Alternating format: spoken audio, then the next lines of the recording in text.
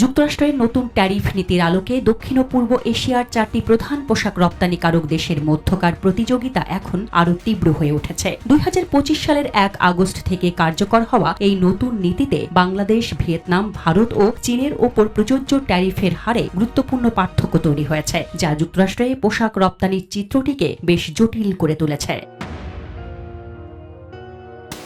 বাংলাদেশ ও ভিয়েতনামের ওপর নতুন করে বসেছে মোট 35% শুল্ক। এর মধ্যে রয়েছে পুরনো 15% বেস ডিউটি এবং নতুন 20% রিসিপ্রোকাল ট্যারিফ। তবে ভারতের ক্ষেত্রে রিসিপ্রোকাল ট্যারিফের হার আরও বেশি, 25%। ফলে ভারতের পোশাক পণ্য যুক্তরাষ্ট্রে প্রবেশ করতে এখন মোট 40% শুল্কের মুখে পড়ছে। চীনের ক্ষেত্রে এই হার আরও বেশি, প্রায় 50 থেকে 60% বা তার চেয়েও বেশি।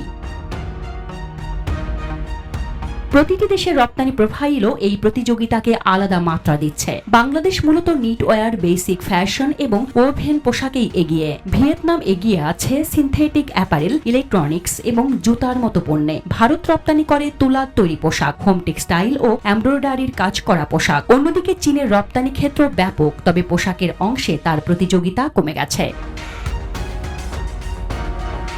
যেখানে শ্রম খরচ বাংলাদেশের সবচেয়ে কম, মাসিক গড় আয় $100, সেখানে চীনে সেটি প্রায় $400 উপরে। ফলে তুলনামূলকভাবে কম উৎপাদন ব্যয় বাংলাদেশ ও ভিয়েতনামকে মার্কিন বাজারে প্রতিযোগিতামূলক করে তুলেছে।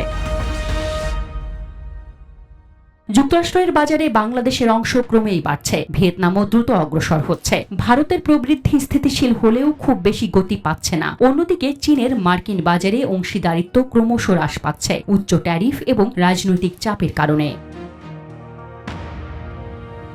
বাংলাদেশের একটি বড় সুবিধা হলো এর রপ্তানির 90% বেশি পোশাক খাত নির্ভর। ফলে মার্কেট ধরে রাখতে সরকার ও উদ্যোক্তারা একসঙ্গে চেষ্টা করে। অন্যদিকে চীনের রপ্তানি বহুমুখী হওয়ায় তারা পোশাক খাতের উপর অতটা নির্ভরশীল নয়। পরিবেশ বান্ধব কারখানা এবং ক্রমশ উন্নত হচ্ছে এমন শ্রম অধিকার ব্যবস্থা বাংলাদেশের প্রতি মার্কিন ব্র্যান্ডগুলোর আস্থা বাড়াচ্ছে। ভিয়েতনাম ইতোমধ্যেই সরবরাহকারীদের মান বজায় রাখার দিক দিয়ে প্রশংসা পাচ্ছে। ভারতের ক্ষেত্রে এখনো সরবরাহকারীর মান নির্ভর করে প্রতিষ্ঠানের ওপর। এরকম মিশ্র চিত্র। চীনের ক্ষেত্রে অভিযোগ রয়েছে শ্রম অধিকার ও বৌদ্ধিক সম্পদ সুরক্ষা নিয়ে।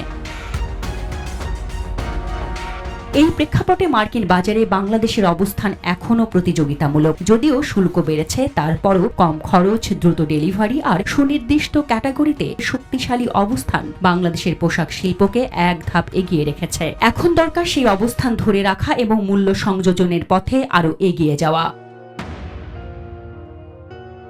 Desk report, Dhaka express.